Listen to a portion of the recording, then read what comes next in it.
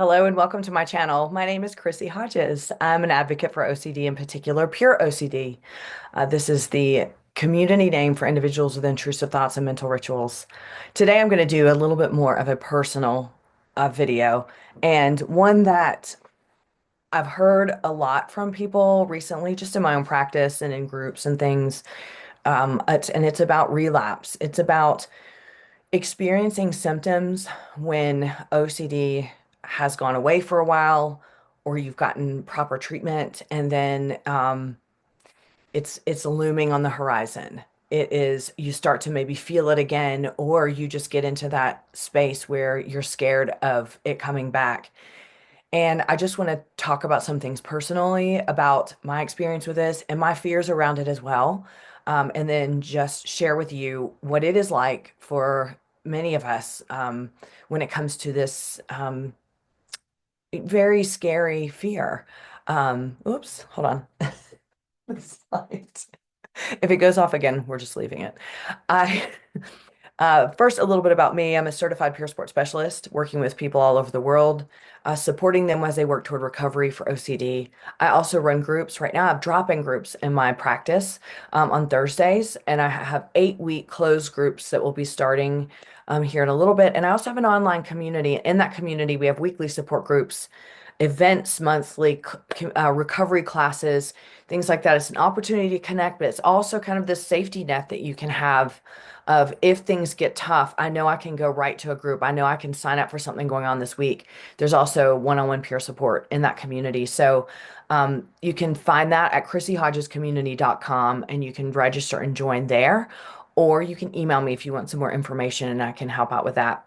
NoCD, NOCD is an app, and inside that app, you can find resources, meet other people, and you also can get telehealth from them in many places around the world. So check them out at treatmyocd.com or nocd.com to find out more about what they have to offer and download the app, and also to schedule an assessment for treatment. And here's my book, Pure OCD, The Invisible Side of Obsessive Compulsive Disorder. There goes the light, but we don't care. I want to talk about this very important topic.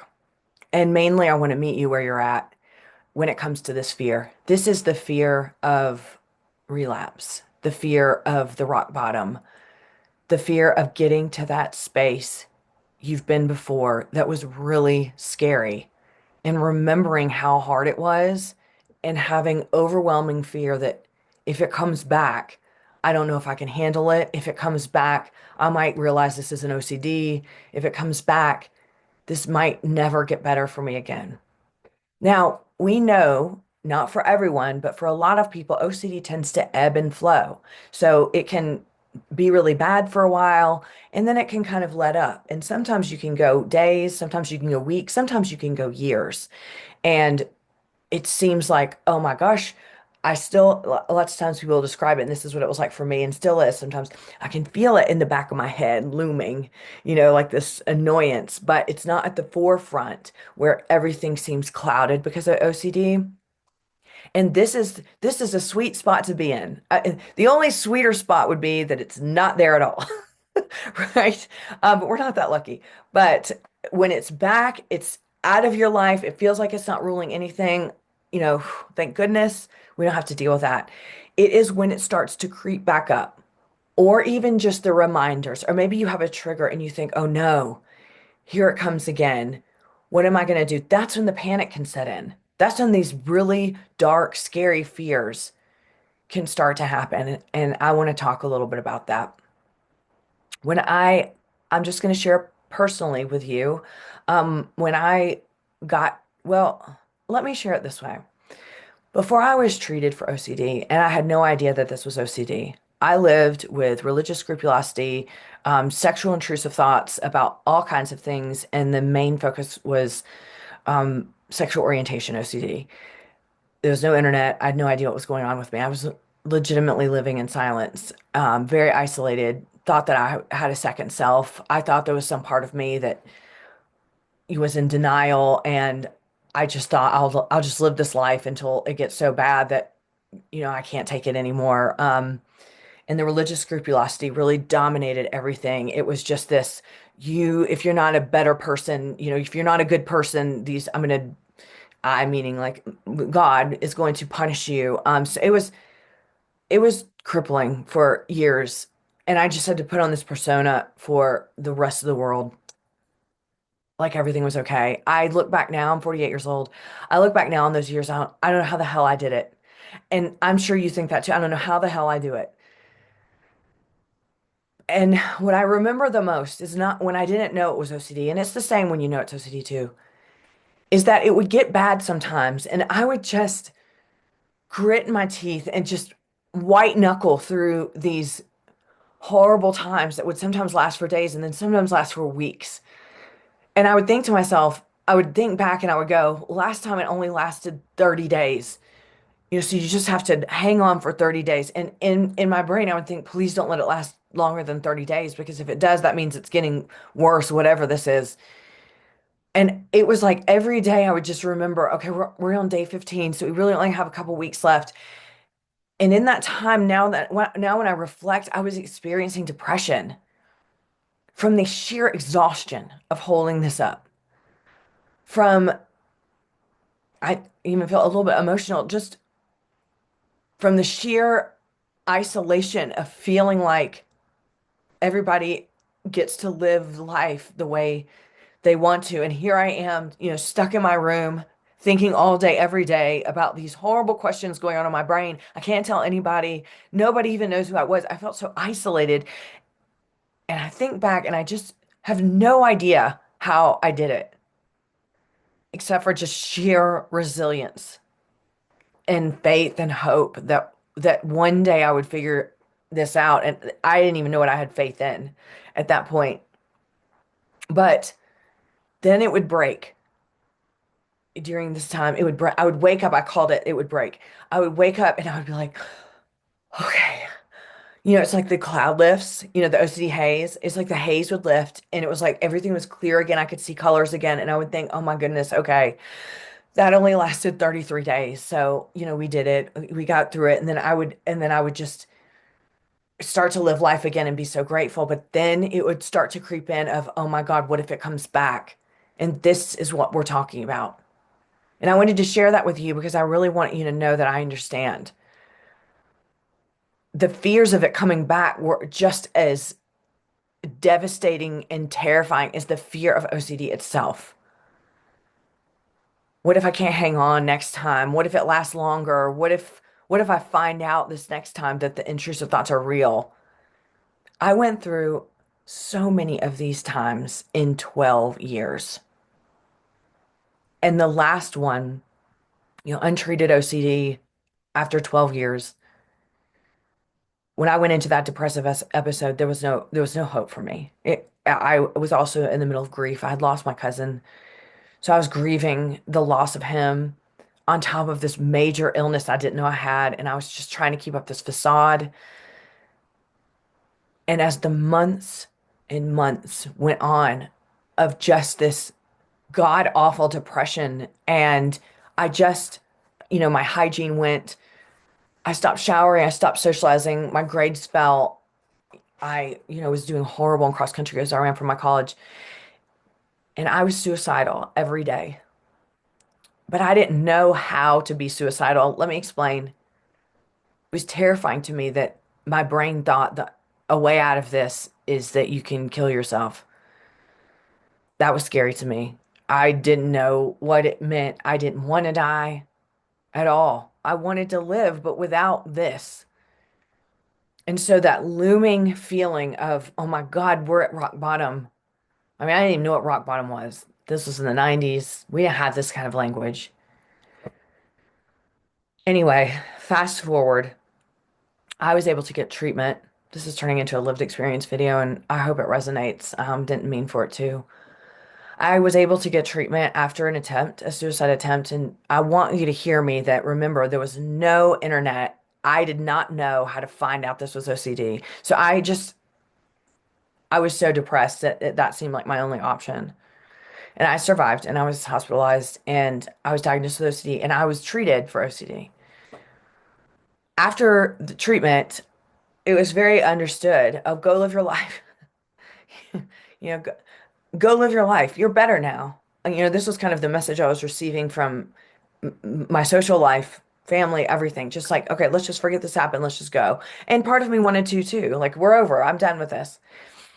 And through the years, over the next 10, 12 years, when OCD, when it would, it was back here and when it would come up a little, it was like, oh my God, I would remember the darkness, the isolation, the aloneness of rock bottom, of those depressive states.